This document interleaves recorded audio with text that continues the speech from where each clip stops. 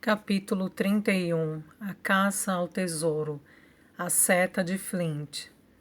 Jim, eu salvei sua vida, você também salvou a minha.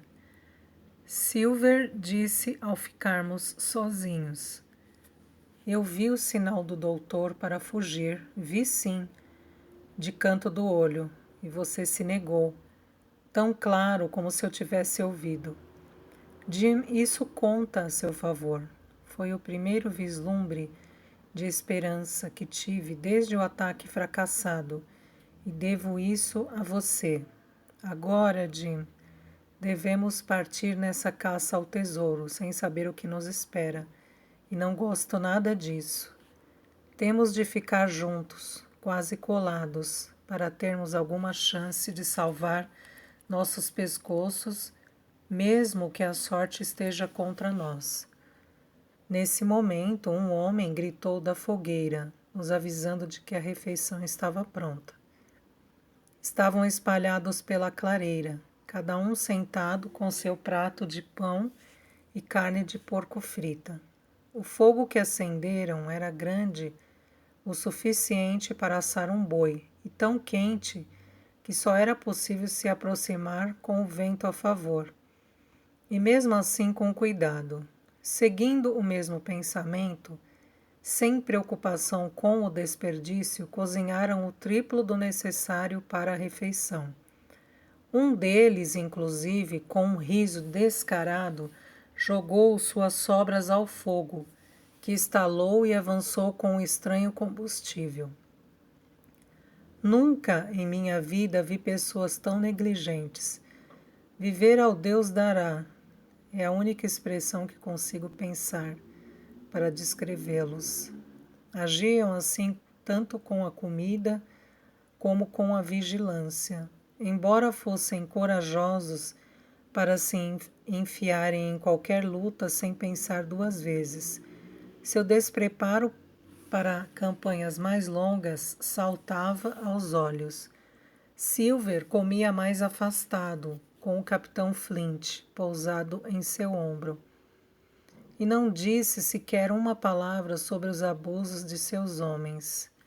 Aquilo me surpreendeu, pois ele nunca me parecera tão estratégico quanto naqueles dias.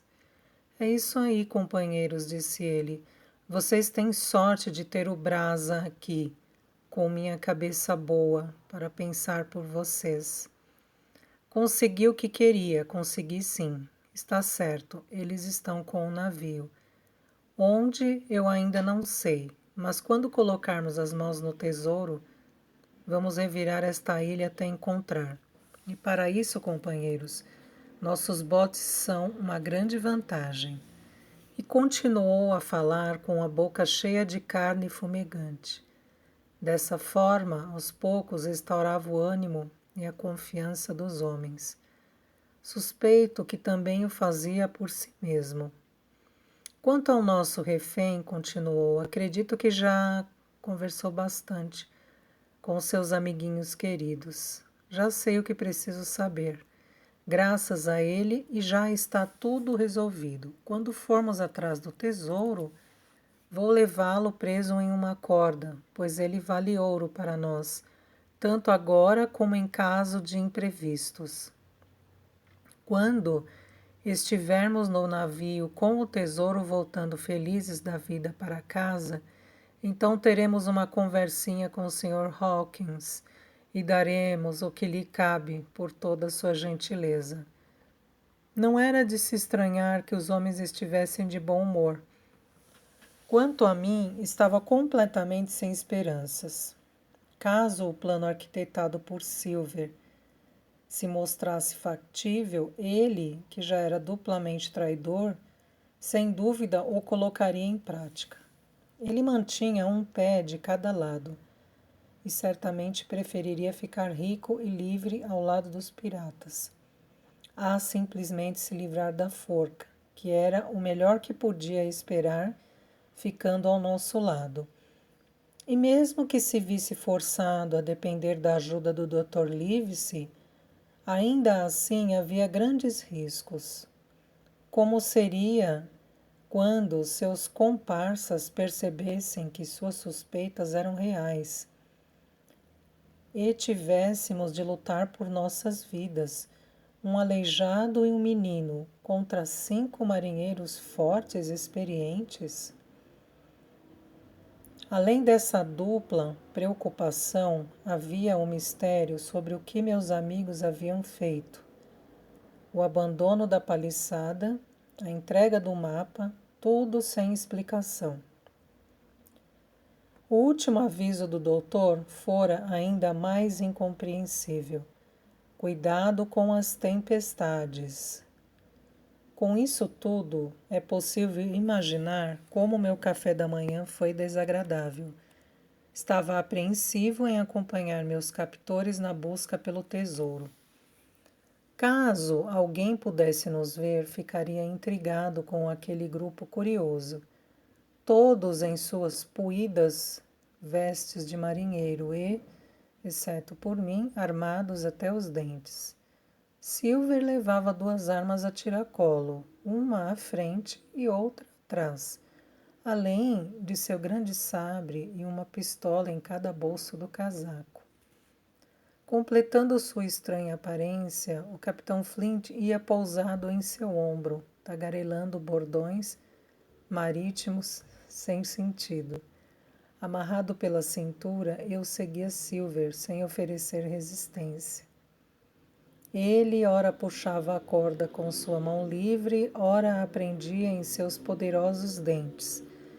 Era como se eu fosse um urso amestrado. O resto deles levava cargas variadas. Alguns levavam pás e picaretas. A primeira coisa que desembarcaram do Hispaniola, outros carne de porco, pão e conhaque para o almoço. Notei que todas essas provisões faziam parte da nossa reserva da cabana, ou seja, Silver havia dito a verdade na noite passada. Se não tivesse feito o acordo com o doutor, ele e os amotinados, agora longe do navio, teriam que sobreviver somente de água e caça. A água não era sua bebida favorita, e marinheiros em geral não são bons atiradores. Além disso, se as provisões de comida estavam baixas, era provável que as de pólvora também. Assim equipados, partimos todos, inclusive o sujeito com a cabeça quebrada, que definitivamente deveria ter ficado no abrigo. E descemos aos tropeços, um após o outro, até chegar à praia, onde os 2 botes nos esperavam. Ambos tinham marcas das trapalhadas ébrias dos piratas. Um tinha o banco partido e ambos estavam emporcalhados e cheios de lama. Como medida de segurança, deveriam ser levados conosco. Portanto, criamos 2 grupos e seguimos pelo leito do ancoradouro. Enquanto remávamos, os piratas começaram a discutir sobre o mapa. A cruz vermelha era, claramente, grande demais para servir de guia. As anotações no verso, como verão, eram um tanto ambíguas. Conforme devem se lembrar, diziam o seguinte: árvore alta, topo da luneta, 1/4 na direção norte de NNE, norte, nordeste. Ilha do Esqueleto, ESE, na direção E, 3 metros. A principal referência era, portanto, uma árvore alta.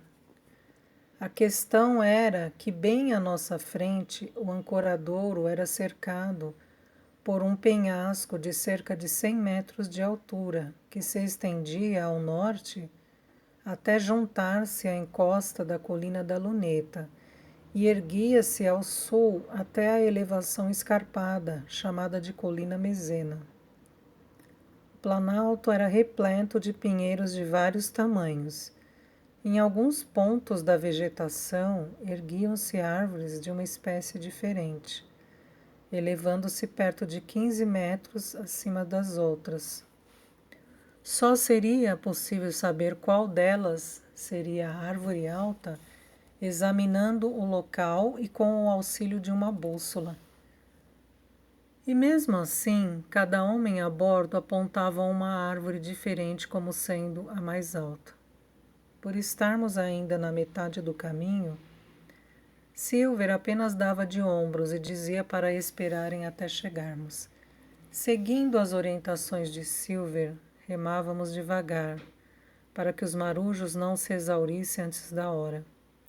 Após um longo percurso, chegamos à foz do segundo rio, que descia da colina da Luneta, por uma vertente arborizada. Nesse ponto, desembarcamos na margem esquerda e começamos a escalar a encosta até o planalto. No início avançávamos lentamente por conta do terreno lamacento e alagadiço e da vegetação emaranhada do pântano. Mas, conforme subíamos a encosta, o chão ficava mais pedregoso e o bosque, que se abria com outros tipos de árvores mais espaçadas.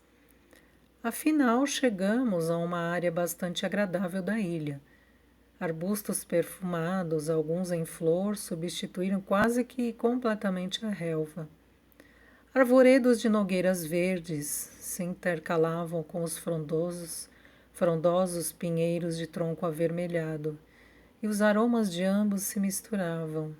Além disso, a brisa fresca e leve, combinada aos raios de sol, nos revigorava maravilhosamente.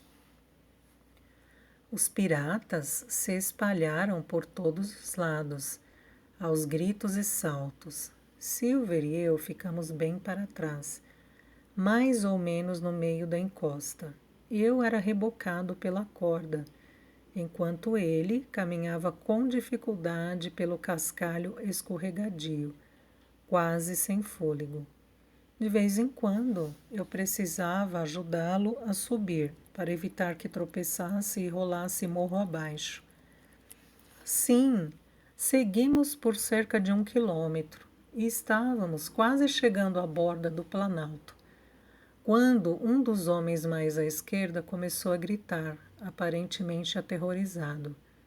Seus berros descontrolados fizeram com que todos corressem em sua direção. Não é possível que ele tenha encontrado o tesouro, exclamou o velho Morgan, nos ultrapassando velozmente pela direita. Ainda estamos longe do topo. Realmente, tratava-se de algo bem diferente ao chegarmos lá.